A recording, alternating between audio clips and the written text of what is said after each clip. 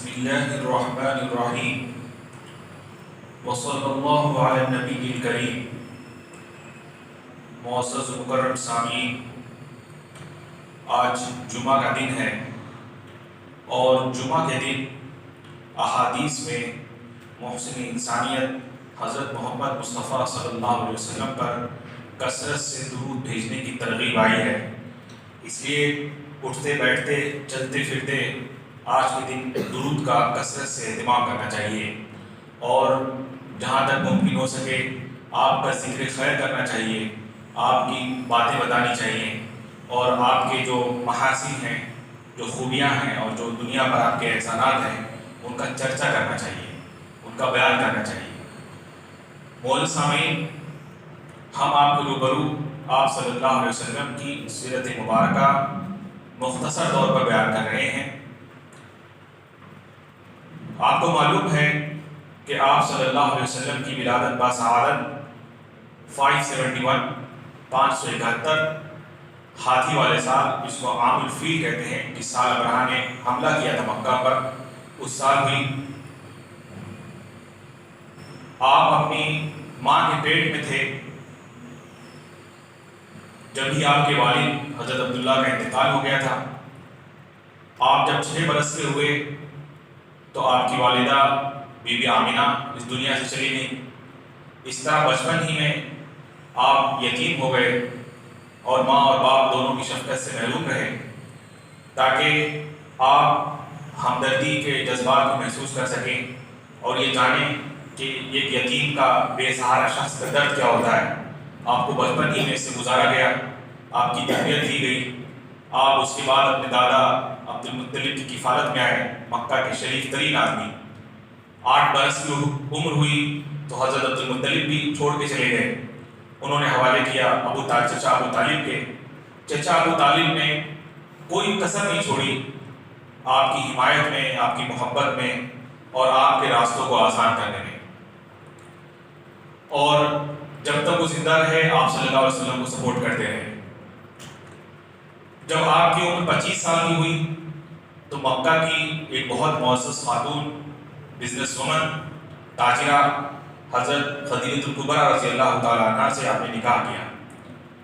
ان سے آپ کی پہلی اولاد پیدا ہوئی، پہلا لڑکا پیدا ہوا قاسم رضی اللہ تعالیٰ عنہ۔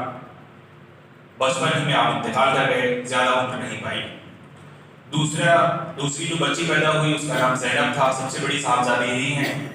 زینب کے بعد میں رقیہ پیدا ہوئی ہیں۔ جب آپ صلی اللہ علیہ وسلم نبوت کے منصب پر سرفراز ہوئے 40 سال کی عمر میں، تو یہ دونوں صاحبزادیاں حضرت زینب رضی اللہ تعالیٰ عنہ اور حضرت رقیہ رضی اللہ تعالیٰ عنہ، یہ دونوں باشعور تھیں، چنانچہ یہ پہلے اسلام لانے والوں میں سے ہیں۔ وہ چھوٹا بچہ جو آپ کی کفالت میں تھا، زید ابن حارثہ رضی اللہ تعالیٰ عنہ، وہ بھی پہلے ایمان لائے۔ حضرت علی رضی اللہ تعالیٰ عنہ بہت چھوٹے تھے، بعد میں کچھ دنوں کے بعد جب آپ نے بنو ہاشم کو دعوت دی ہے اور اپنی بات پیش کی تو سارے لوگوں نے، آپ جانتے ہیں کہ کسی نے بھی ایکسپٹ نہیں کیا تھا، صرف ایک بچے نے اٹھ کر کے کہا تھا کہ میں سمجھتا ہوں کہ آپ بالکل صحیح کہہ رہے ہیں اور میں آپ کی حمایت میں آتا ہوں، اور انہوں نے کلمہ پڑھا تھا، جس کو شاعر نے کہا ہے کہ اٹھا 10 سال کا بچہ پڑھا کلمہ محمد کا، کہا میں جان اپنی آپ پر قربان کر دوں گا، صلی اللہ علیہ وسلم۔ تو یہ سابقین اولین ہیں۔ آپ کے دوست تھے حضرت سیدنا ابو بکر صدیق رضی اللہ تعالیٰ، یہ سب تو آپ کے گھر کے افراد ہیں۔ آپ کی اہلیہ حضرت خدیجہ الکبریٰ سب سے پہلے ایمان لاتی ہیں، کیونکہ آپ سب سے پہلے ان کے ساتھ شیئر کرتے ہیں۔ اور اسی طرح سے آپ کے گھر میں جو بچے ہیں، حضرت زینب ہیں، حضرت ام کلثوم، حضرت رقیہ رضی اللہ تعالیٰ عنہ، دونوں بچیاں ایمان لاتی ہیں۔ اور دونوں حضرت فاطمہ تو ابھی اس وقت پیدا ہی نہیں ہوئی تھی اور اس وقت ان کی ولادت نہیں ہوئی تھی، اور جو تیسری نمبر کی بیٹی ہیں حضرت ام کلثوم، وہ بہت چھوٹی تھی، تو ان کی جو پیدائش ہے اور ان کی جو پرورش و پرداخت ہے وہ اسلام ہی کے زمانے میں ہوئی ہے۔ تو اس لحاظ سے دیکھا جائے تو جب وہ سوچنے سمجھنے کے قابل ہوئی ہوگی تو انہوں نے ظاہر کی باپ کی بات مان لی ہوگی اور مان لی ہے۔ اس کے خلاف کوئی رپورٹ ہمارے سامنے نہیں ہے کہ بچوں نے ریزسٹ کیا ہو۔ جب آپ نے اپنی نبوت کا آغاز کیا اور اللہ تعالیٰ کا پیغام پھیلانا شروع کیا تو سیرت نگاروں نے عام تاثر یہ دیا ہے کہ 3 سال تک آپ نے اپنی دعوت کو خفیہ رکھا ہے، سیکریٹلی آپ نے اسلامک ٹیچنگز کو پروموٹ کیا ہے. یہ بات کچھ ہمارے سمجھ میں نہیں آئی، اور اسی طرح سے مولانا امین حسن اصلاحی کے اسٹوڈنٹ جنہوں نے سیرت پر کتاب لکھی حیات رسول امی کے نام سے کافی مقبول ہوئی، انہوں نے بھی کہا ہے کہ سب سے جو اہم ماخذ ہے آپ صلی اللہ علیہ وسلم کی سیرت کو جاننے کا، جو سب سے اہم سورس ہے وہ قرآن مجید ہے. قرآن مجید میں کہیں اس بات کا ذکر نہیں ملتا ہے کہ کہا گیا ہو کہ آپ چھپ کر کے دعوت دیجیے، کیونکہ آپ کوئی اس طرح کی دعوت نہیں دے رہے تھے کہ جس سے معاشرے میں کوئی فساد پیدا ہو جائے، تو اس لیے چھپنے چھپانے کی کوئی بات نہیں تھی. بات یہ تھی اصل میں کہ کہا یہ گیا تھا کہ انذر عشیرتک الاقربین، آپ کے جو قریب قریب لوگ ہیں نا، پہلے آپ ان کو خبردار کیجیے، ان کو بتائیے کہ وہ برے اعمال چھوڑ کر کے اچھے راستے پر آئیں. وَاخْفِضْ جَنَاحَكَ لِمَنِ اتَّبَعَكَ مِنَ الْمُؤْمِنِينَ، پھر مسلمانوں میں سے، مومنوں میں سے جو آپ کی بات مان لیں ان کے لیے شفقت کے بازو جھکائے رکھیے، ان کے ساتھ نرمی سے پیش آئیے، ان کو پر دیکھیے ظلم ہو رہا ہے تو ان کے ساتھ کھڑے ہوئیے. فَإِنْ عَصَوْكَ فَقُلْ إِنِّي بَرِيءٌ مِّمَّا تَعْمَلُونَ، پھر اگر وہ تمہارا انکار کریں، تمہاری بات ماننے سے انکار کریں، فَإِنْ عَصَوْكَ فَقُلْ، تو آپ کہہ دیجئے إِنِّي بَرِيءٌ مِّمَّا تَعْمَلُونَ، جو کچھ تم کر رہے ہو اس سے میں بری و ذمہ ہوں. وَتَوَكَّلْ عَلَى الْعَزِيزِ الرَّحِيمِ، اور اس دوران آپ اس خدا پر بھروسہ رکھیے جو زبردست ہے اور رحم کرنے والا ہے. اس میں آپ صلی اللہ علیہ وسلم کی دعوت کے 3 مراحل بیان ہوئے ہیں، 3 اسٹیجز بیان ہوئے ہیں، اور ان تینوں اسٹیجز میں کہیں پر بھی یہ نہیں کہا گیا ہے کہ آپ یہ کام چھپ کر کیجیے، کیونکہ نبی جو ہوتا ہے وہ کام کبھی چھپ کر نہیں کرتا، وہ ننگے کی چوٹ پہ کرتا ہے. اور اس کے شواہد ہمیں ملتے ہیں حضرت موسیٰ علیہ السلام کے حالات جب ہم پڑھتے ہیں تو اس میں صاف ہمیں پتہ چلتا ہے. آپ دیکھیے کہ آپ بائی مسٹیک ایک شخص کے قاتل ہوتے ہیں، ایک گرتی کو مار دیتے ہیں، اس کے بعد آپ کو نبی بنا کر کے فرعون کے پاس بھیجا جاتا ہے جو وقت کا بہت ظالم بادشاہ ہے اور اپنی غرور کے لیے بہت زیادہ مشہور ہے. تو اللہ تعالیٰ سے کیا کہتے ہیں حضرت ہارون علیہ السلام سے اور حضرت موسیٰ علیہ السلام سے، لا تخافا اننی معکما اسمع و ارى، ڈرنا نہیں، میں تم دونوں کے ساتھ ہوں اور میں سنتا ہوں اور دیکھتا ہوں. پروٹیکشن ہماری طرف سے فراہم ہوگی، ہم آپ کا تحفظ کریں گے. تو اس لیے یہ بات کچھ زیادہ انڈرسٹینڈیبل نہیں ہے. ایک تاثر یہ پھیل گیا کہ چھپا کر کے کام کیا گیا، حالانکہ کوئی چھپایا نہیں گیا تھا. اب سوال اصل میں اندیشہ یہاں سے پیدا ہوا، ڈاؤٹ یہاں سے ہوا ہے کہ شاید شروع میں اسلام کی تبلیغ چھپ کر ہوئی، کیونکہ شروع میں کسی کے اوپر ظلم نہیں ہوا ہے. ظلم کا دور بعد میں شروع ہوا ہے جب اعلانیہ آپ صلی اللہ علیہ وسلم نے معاملہ کیا ہے. یہ غلط فہمی کی وجہ یہ ہے کہ بالکل ابتدا میں جب جو آیتیں اتری ہیں اس میں اس طرح کی کوئی بات ہی نہیں تھی کہ جس سے قریش کی لیڈرشپ میں اور آپ میں ٹکراؤ ہو جائے. دیکھیے آپ نے وحدانیت کی دعوت دی، یہ کہا کہ جس نے تمہیں پیدا کیا، جو تمہیں کھلاتا ہے، جو تمہیں پلاتا ہے، جو تمہیں زندگی دیتا ہے، اس کی عبادت کرو، اور جن بتوں کو اپنے ہاتھوں سے بناتے ہو ان کی پوجا کرنا، یہ کہاں کی عقل مندی ہے. تو یہ سادہ سی بات تھی، اور یہ وہ بات ہے جو عرب کے اندر مکہ میں پہلے سے ایک گروپ ایسا موجود تھا، چھوٹا سا ہی صحیح، جن کا شمار حنفا میں ہوتا تھا. حنیف تھے وہ لوگ، یعنی ان کے بارے میں حدیث میں ریکارڈڈ ہے کہ کبھی انہوں نے مورتی پوجا نہیں کی، کبھی انہوں نے بتوں کی پوجا نہیں کی، بلکہ یہ لوگ وہ تھے جس میں خاص طور پر حضرت ورقہ ابن نوفل کو آپ جانتے ہی ہیں کہ انہوں نے نصرانیت قبول کر لیا تھا حق کی تلاش میں. یہ وہ لوگ ہیں جو کعبہ کے سائے میں جا کر کے اللہ تعالیٰ سے دعا کرتے تھے اور لوگوں سے کہتے تھے کہ تم لوگ کیا اپنے ہاتھوں کے بنائے ہوئے بت پوجتے ہو، اور وہ اللہ تعالیٰ سے دعا کرتے تھے کہ اللہ تعالیٰ ہم جانتے ہیں کہ تو ایک ہے. ہمارے دادا حضرت ابراہیم علیہ السلام نے توحید کی تعلیم دی تھی. یہ باتیں جو ہمارے بھائی لوگ کر رہے ہیں غلط ہے، ہمیں اپنی عبادت کا طریقہ سکھا. یہ وہ لوگ تھے جو شراب کے قریب نہیں جاتے تھے. یہ وہ لوگ تھے جو لڑکیوں کو زندہ درگور کیے جانے کے اگینسٹ تھے. اور اس میں کئی لوگ ایسے تھے جب کوئی جاتا تھا بیٹی کو دفنانے کے لیے تو وہ کہتے تھے کہ دیکھ یار تو دفن مت کر بیٹی کو، میں اس کی حفاظت کروں گا، اور جب بڑی ہو جائے گی نا شادی کا مسئلہ ہوگا میں پیسے دوں گا، دفن نہ کروں. تو یہ اچھی باتوں کی طرف رغبت دینے والی ایک جماعت جنہیں محدثین نے حنفا کہا ہے وہ موجود تھی، اور آپ صلی اللہ علیہ وسلم حنیف ہونے کے ساتھ ساتھ خیر کے کاموں کی طرف زیادہ دعوت دینے والے تھے. آپ کی جو شخصیت تھی، آپ کی امیج جو تھی معاشرے میں، وہ ایک ایسے آدمی کی تھی جس سے کسی برائی کا صدور نہیں ہو سکتا. آپ صادق اور امین ہیں. یہی وجہ ہے کہ جب آپ نے یہ کہنا شروع کیا کہ ایک خدا کی بندگی کرو اور طاقتور کمزور کو نہ ستائے، تو جو ایلیٹ تھی قریش کی انہوں نے اس بات کا برا نہیں منایا. انہوں نے سمجھا کہ ہمارا اپنے قبیلے کا آدمی ہے اور اپنی شرافت کے لیے مشہور ہے، تو اب یہ اپنی دعوت کو آرگنائز کر رہے ہیں تو بہت اچھی بات ہے، اس میں کوئی مسئلہ نہیں ہے. ان کو پرابلم وہاں پر ہوئی ہے جب قرآن میں کعبہ کے متولیوں کے اگینسٹ تنقید ہونے لگی، کرٹیسزم ہونے لگا بہت زبردست قسم کا. اور وہ جو پورا سسٹم بنا ہوا تھا کہ دولت کو سمیٹنے کا، حاجیوں کے ذریعے سے آئے ہوئے جو معاملات ہوتے ہیں ان کو اس بہانے دولت پہ قابض ہو کے بیٹھنے کا، یتیموں کو دھتکارنے کا جو معاملہ تھا، جب اس طرح کی تنقیدیں ہونے لگی ہیں تب ان کو کان کھڑے ہوئے کہ یہ بات تو ہمارے خلاف ہونے لگی ہے. اس کے بعد انہوں نے ریزسٹ کرنا شروع کیا ہے. اس سے پہلے جو قرآن کی آیتیں تھیں اس سے میں کوئی مسئلہ نہیں ہو رہا تھا. چنانچہ جب یہ کہا گیا لا تحاضون علی طعام المسکین کہ تم لوگ مسکین کو کھانا کھلانے پر ایک دوسرے کو نہیں ابھارتے ہو، وَتَأْكُلُونَ التُّرَاثَ أَكْلًا لَمًّا اور جو جائیداد ہے، وراثت ہے، اس کو سب کا سب بڑھا کر جاتے ہو، وَتَأْكُلُونَ التُّرَاثَ أَكْلًا لَمًّا وَتُحِبُّونَ المال حُبًّا جَمًّا اور تم مال کے رسیا لوگ ہو، مال کے عاشق ہو، مال و متاع سے عشق کرتے ہو، دولت کی پجاری لوگ ہو. تو جب یہ باتیں کہی گئیں تو اس میں ظاہر ہے کہ جو شریف لوگ تھے ان کو کوئی اعتراض نہیں ہوا کہ بات صحیح ہے، آدمی کو دولت کا اتنا پجاری نہیں ہونا چاہیے کہ سامنے یتیم و مسکین لوگ تڑپ رہے ہوں اور ہم اپنی رنگریاں بناتے ہوئے پھریں. یہ بات کوئی مناسب نہیں ہے، اور بات جو محمد صلی اللہ علیہ وسلم کہہ رہے ہیں وہ تو بالکل ٹھیک ہے.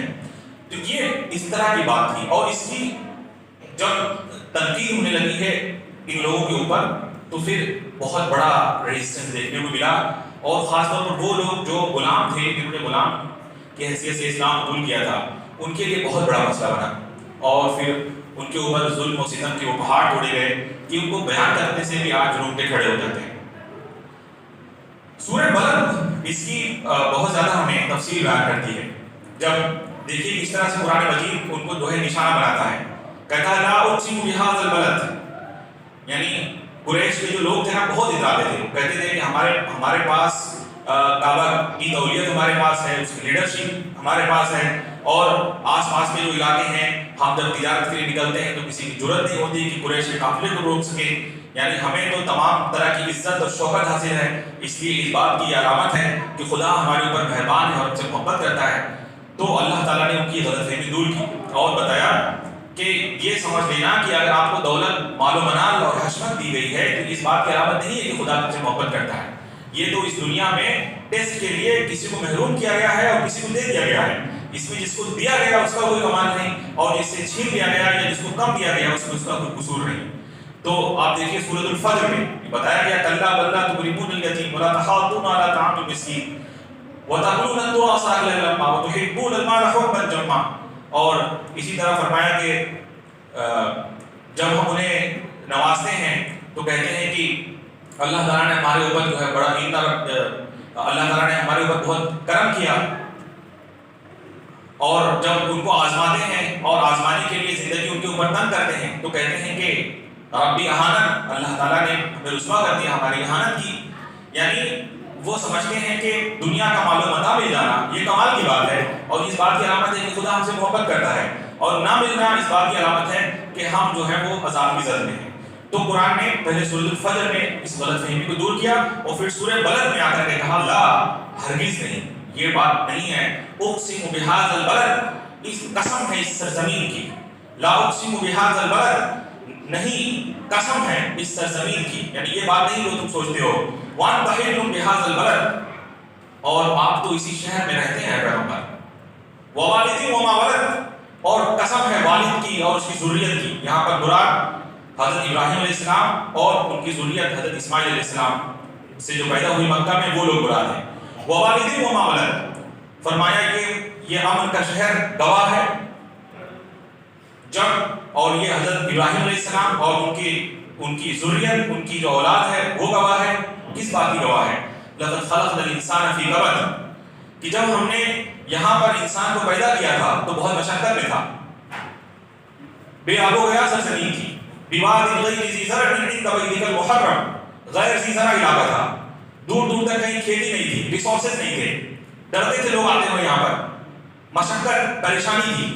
عام طور پہ لوگوں نے اس آیت کو جنرلائز کیا ہے اور یہ کہا ہے کہ دنیا کا ہر آدمی مشقت میں اور تکلیف میں ہوتا ہے. یہ بات ٹھیک ہے کہ ہر آدمی کسی سے تکلیف جھیلتا ہے، لیکن سورت کا جو کانٹیکسٹ ہے وہ اس طرف نہیں ہے، وہ اس طرف خاص طور پر ان کو توجہ دلائی گئی ہے. البتہ اس سے ہمیں یہ نصیحت ضرور ملتی ہے کہ آدمی کو یہاں پر آسائش کے لیے نہیں بھیجا گیا، لگژری حاصل کرنے کے لیے نہیں بھیجا گیا، بلکہ امتحان کے لیے بھیجا گیا. اس سے یہ بات ڈرائیو ہوتی ہے. لیکن بنیادی طور پر جو بات کہی جا رہی ہے، جیسا کہ ہمارے بعض مفسرین نے بیان کیا ہے کہ ووالد وما ولد، گواہ ہے باپ اور اس کا بیٹا یعنی حضرت ابراہیم علیہ السلام اور اسماعیل علیہ السلام. لقد خلقنا الانسان فی کبد، معاملہ ہمیشہ سے ایسا نہیں تھا، ہمیشہ ایسی آسانی اور فراخی یہاں پر نہیں تھی، بلکہ جب زندگی کی ابتدا یہاں پر ہوئی تو انسان مشقت میں تھا، پانی تک نہیں تھا.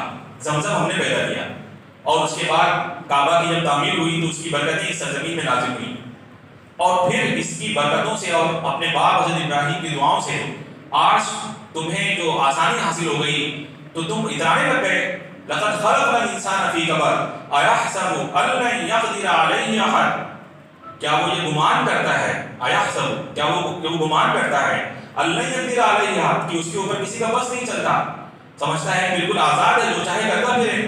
ایحسب ان لن یقدر علیہ احد یقول اہلکت مالا لبدا، کہتا ہے کہ میں نے جب خرچ کرنے کے لیے کہا جاتا ہے یتیموں مسکینوں اور کمزوروں پر تو کہتا ہے اہلکت مالا لبدا، میں نے بہت سارا مال اڑا دیا ہے. یہ مراد ہے اس بڑی بڑی دعوتوں اور لنگروں کی طرف جو عام طور پر قریش کے امراء دکھاوے کے لیے کرتے تھے تاکہ دور دور تک ڈنکا بچ جائے. پڑوس میں ایک یتیم بچہ رہتا ہے، تعلیم سے محروم ہے، اور اسی طرح سے اپنے خاندان میں رشتہ داروں میں بہت سارے لوگ ایسے ہیں جو مستحق ہیں لیکن سیٹھ صاحب لنگر چلاتے ہیں. لنگر چلانے سے کیا ہوتا ہے، دور تک شہرت ہو جاتی ہے نا. یہ قرآن اس کو کنڈیم کرتا ہے. وہ کہتا ہے کہ یہ جب کہا جاتا ہے خرچ کرو اپنے رشتہ داروں یتیموں مسکینوں پر تو کہتے ہیں کہ اہلکت مالا لبدا، کہ میں نے بہت سارا مال خرچ کیا. یہ قریش کے لوگ کہا کرتے تھے، ابو لہب جیسے لوگ کہتے تھے اہلکت مالا لبدا ایحسب ان لم یرہ احد، کیا انہوں نے گمان کر رکھا ہے کہ کوئی انہیں دیکھ نہیں رہا، ان کے شاہی خرچیوں پر کسی کی نظر نہیں ہے. اس طرح سے بول کر کے گزر جائیں گے. ایحسب ان لم یرہ احد الم نجعل لہ عینین، کیا ہم نے اس کو دو آنکھیں نہیں دی ہیں کہ وہ حقائق کو سمجھتا. یہ جو دو آنکھیں عطا کی ہیں اللہ تعالیٰ نے اس لیے عطا کی ہیں تاکہ انسان حقائق کو سمجھے، تاکہ وہ لوگ جن کو آنکھیں نہیں دی گئیں وہ سمجھ سکیں کہ اس کے اوپر کتنی بڑی رحمت کی گئی، اس کو آنکھوں سے نواز کے. الم نجعل لہ عینین، کیا ہم نے اسے دو آنکھیں نہیں عطا کی کہ وہ معاشرے میں پنپ رہی، غربت کے بارے میں سوچتا، بدحالی کے بارے میں سوچتا، لوگوں کی پریشانیوں کے بارے میں سوچتا. خود ہمارے ملک میں ہزاروں لوگ ایسے ہیں جو رات میں سوتے ہیں تو جن کے چھت پر چھت نہیں ہوتی، جن کے سر پر چھت نہیں ہوتی ہے. سردی کا زمانہ ہے، جو نارتھ انڈیا کا علاقہ ہے وہاں پر اتنی شدید سردی ہوتی ہے کہ اگر آپ نے بغیر بلینکٹ کے فٹ پاتھ پہ اس طرح لیٹا ہو تو اس کی مرنے کا اندیشہ ہوتا ہے. اور کتنے لوگ سردیوں سے جان دے دیتے ہیں اور فراٹے دار گاڑیاں ان کی ڈیڈ باڈی کے پاس سے ایسے گزرتی ہیں، سگریٹ پیتے ہوئے لوگ، اور ان کو ذرا فرق نہیں پڑتا جبکہ انسان اس سخت سردی میں ٹھٹر رہے ہوتے ہیں. تو اللہ تعالیٰ کہتا ہے الم نجعل لہ عینین، کہ ہم نے انہیں دو آنکھیں نہیں عطا کی ہیں جس سے وہ اس حقیقت کو سمجھتے کہ ہمیں آنکھیں اس لیے دی گئی تاکہ ہم جو آنکھوں سے محروم ہیں ان کے درد کو سمجھ سکیں. ہمیں مال اس لیے دیا گیا ہے تاکہ جو مال سے محروم کیے گئے ان کی پریشانیوں کو ہم سمجھ سکیں، تاکہ جو یتیم ہیں ان کا درد ہم سمجھ سکیں. عطا ہمارے اوپر اس لیے ہوئی تاکہ جو محروم لوگ ہیں ہم ان کے اوپر خرچ کریں.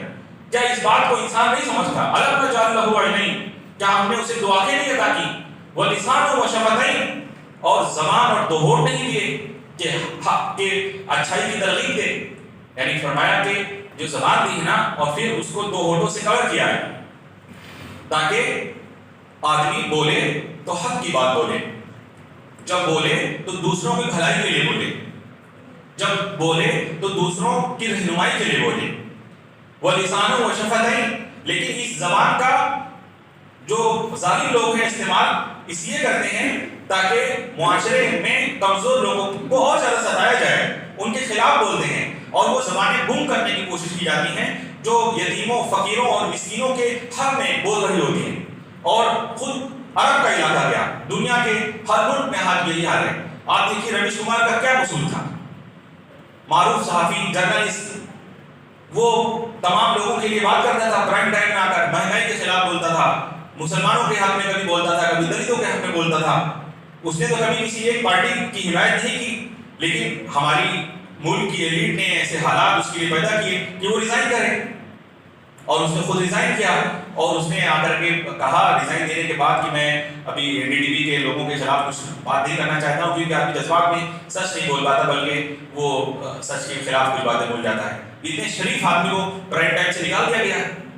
تو یہ اللہ تعالیٰ فرماتے ہیں کہ وہ لسان و شفتیں، کہ ہم نے دو ہونٹ اور زبان دی ہے تاکہ تم حق کے لیے آواز اٹھاؤ، تاکہ کمزوروں کے لیے آواز اٹھاؤ، تاکہ غریبوں کے حق میں بولو، کمزوروں کے حق میں بولو. یہ صرف انجوائمنٹ کے لیے زندگی نہیں ہے. وَلِسَانًا وَشَفَتَيْنِ وَهَدَيْنَاهُ النَّجْدَيْنِ.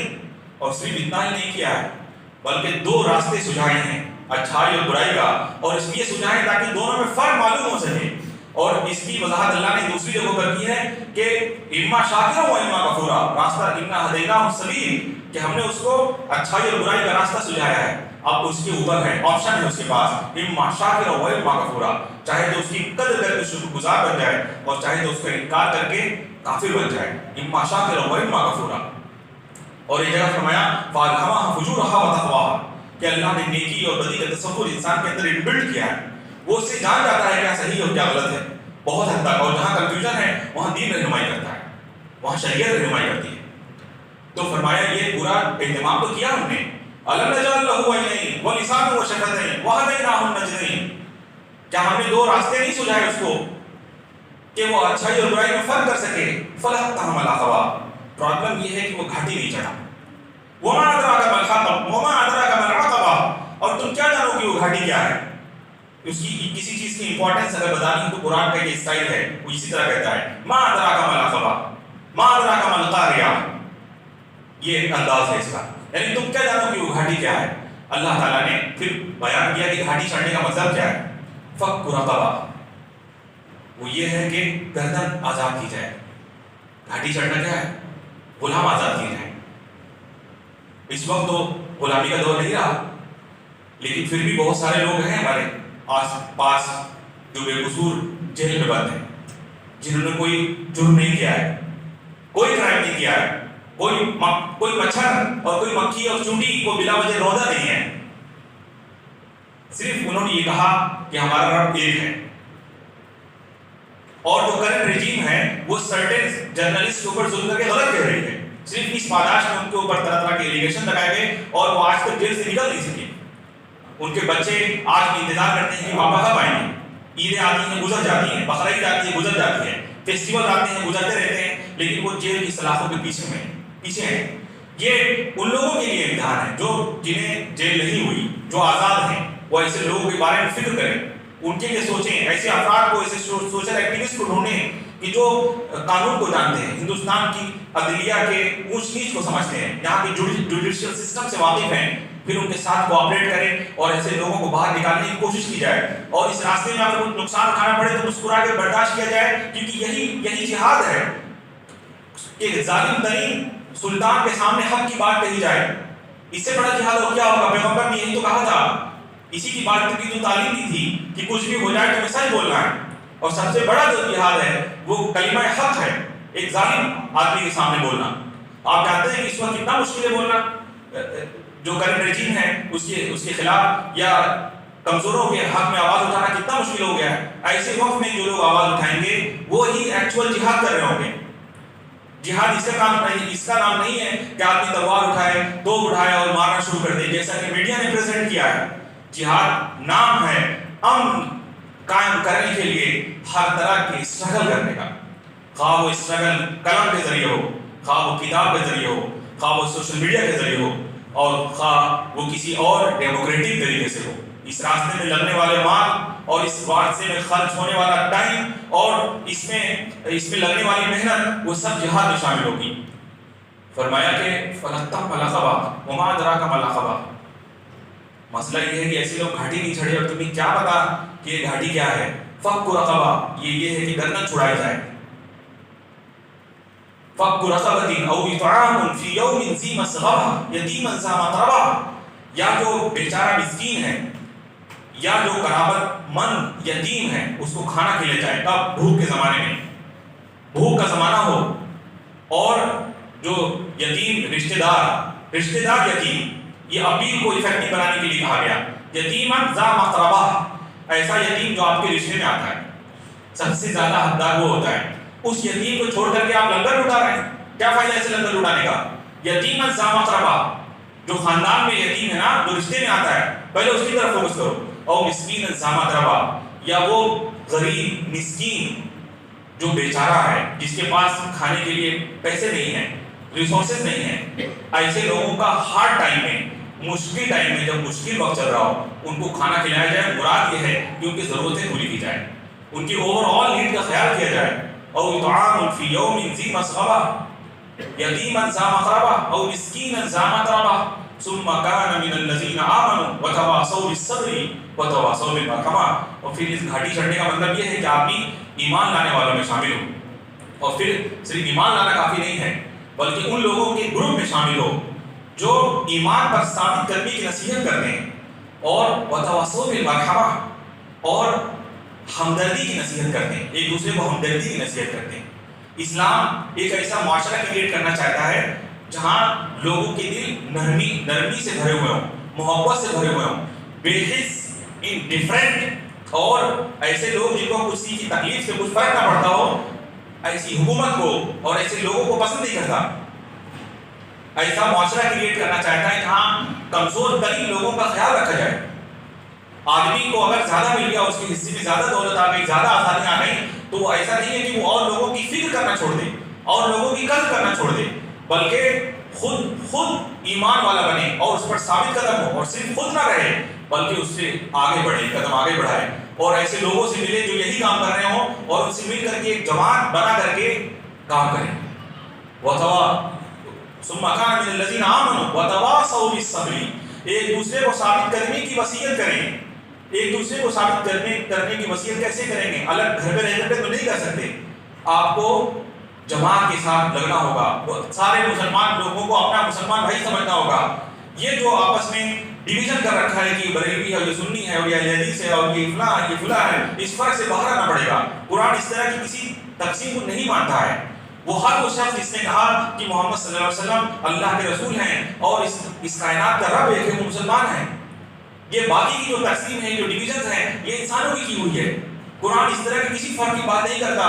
دنیا میں جتنی مسجدیں ہیں سب مسلمانوں کی مسجدیں ہیں، جتنے علماء ہیں سب ہمارے علماء ہیں، جتنے خیر کے کام کرنے والے لوگ ہیں وہ سب اپریشیبل ہیں. سب کے ساتھ تعاون کیا جائے.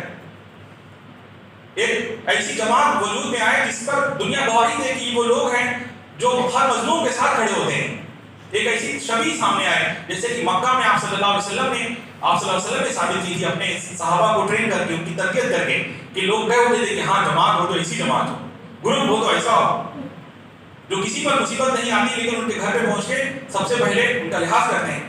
اور اس طرح کی بہت سی کوششیں ہمارے ملک میں ہوئی ہیں. تقسیم سے پہلے خاکسار جو موومنٹ تھا علامہ مشرقی کا، جس میں 9 لاکھ نوجوانوں کو اس میں انہوں نے شامل کیا تھا، ان کا طریقہ کیا تھا؟ کسی کے یہاں شادی ہے، اس کے کارکنان پہنچتے ہیں، گھر کی نالی کوئی صاف کر رہا ہے، کوئی مہمانوں کو اٹینڈ کر رہا ہے، کوئی کچھ کر رہا ہے، کوئی پانی پلا رہا ہے، کھانا کھلا رہا ہے. اس کا اصول یہ تھا، لیکن وہ خود کچھ نہیں لیتے تھے بدلے میں. ان کا اصول یہ تھا کہ اس گھر کا پانی نہیں پیتے تھے. کیا یہ باتیں آج ممکن نہیں ہیں؟ کیا ضروری ہے کہ ہم آپس میں مگن ہو کر کے رہیں اور اس طرح سے بے حس ہو کر کے رہیں کہ دوسروں کا جو ہے بالکل خیال ختم ہو جائے؟ قرآن کہتا ہے کہ ایمان لانے کے بعد ہمدردی کی، ایک دوسرے کو نصیحت کرو، ایک دوسرے کو یتیموں کو کھانا کھلانے پر ابھارو. مطلب یہ ہے کہ جو معاشرے کے کمزور ترین لوگ ہیں ان کے لیے کام کیا جائے. یہاں کے ان لوگوں کے لیے کام کیا جائے جن کو SC/ST کے نام سے ٹرم کیا جاتا ہے. اور خود ہماری کمیونٹی میں بے شمار لوگ ایسے ہیں جو ہماری مدد کے مستحق ہیں. کتنے بچے ہیں جو فیس نہیں دے پاتے اور ٹیچرز ان کو کھڑا کر دیتے ہیں باہر کلاس میں کہ تم فیس نہیں بھر پائے اور تم غلط آدمی ہو. اسے یہ امپریشن دیتے ہیں کہ تمہارے ماں باپ غریب ماں باپ ہیں اور تم اس قابل نہیں کہ اسکول میں پڑھ سکو. اس سے بڑا ظلم اور کیا ہوگا؟ وہ بچہ جس کو اکانومی کا پتہ نہیں، جس نے ابھی پیسہ کمانا شروع نہیں کیا، اس کے اوپر پریشر فیل کرنے کا کیا مطلب ہے؟ ایسا اگر ہو تو ماں باپ سے کمیونیکیٹ کرنا چاہیے. اور خاص طور پر جو مسلمان اسکولز ہیں وہاں پر تو خاص طور پر ماں باپ کو فیس دینا ہی چاہیے. اس میں کسی بھی طرح سے دینا چاہیے، صرف اس وجہ سے کہ مسلمان اسکول ہے آپ فیس نہ دینے کے بہانے بنائیں، یہ بھی غلط بات ہے، دونوں طرف سے مسٹیکس ہوتی ہیں۔ ثم كان من الذين آمنوا وتواصوا بالصبر وتواصوا بالمرحمة أولئك أصحاب الميمنة۔ جو لوگ یہ کرتے ہیں نا، گردن چھڑاتے ہیں، ہمدردی رکھتے ہیں، آپس میں ہمدردی کی ایک دوسرے کو نصیحت کرتے ہیں اور کسی پر ظلم نہیں کرتے، تو اللہ تعالیٰ کا فرمان ہے کہ یہ خوش قسمت لوگ ہیں، یہ دائنے والے لوگ ہیں، یہ جنتی لوگ ہیں۔ اولئک اصحاب المیمنہ والذین کفروا بآیاتنا هم اصحاب المشأمہ۔ اور جو ہماری آیتوں کو ماننے سے انکار کر دیں گے، وہ آیتیں جو قرآن میں ہیں اور وہ آیتیں اور نشانیاں جو اس یونیورس میں بکھری ہوئی ہیں، جو اس کو ماننے سے انکار کریں گے، سائنس آف گاڈ کو اور سائنس آف یونیورس کو، تو ایسے لوگوں کے بارے میں فرمایا والذین کفروا بآیاتنا هم اصحاب المشأمہ، یہ نحوست والے لوگ ہیں، یہ لوگ جہنم کا ایندھن بننے والے ہیں۔ علیہم نار مؤصدہ، ان کو ایک جگہ قید کر کے آگ لگا دی جائے گی اور دروازہ بند کر دیا جائے گا، یہ ان کی سزا ہوگی۔ اللہ تبارک و تعالیٰ ہم سب کے اندر رحم کا، الفت کا، ہمدردی کا جذبہ پیدا فرمائے اور آپس میں محبت اور اتفاق پیدا فرمائے اور آپ صلی اللہ علیہ وسلم کی تعلیمات پر عمل کرنے کی توفیق عطا فرمائے۔ صدق اللہ علیہ وسلم۔